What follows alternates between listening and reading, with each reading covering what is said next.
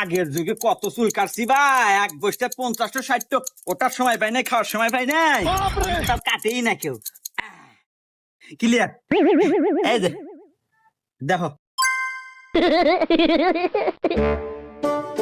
এবা তুমি তো ভালো চুল কেটে দাও, এখন না এখন তো দেওয়া যাচ্ছে আমাক। এবা তাহলে এলো দাড়িও কেটে দাও। আচ্ছা দিতেছি, সব ব্যবস্থাই আছে আমার কাছে। এই দাও।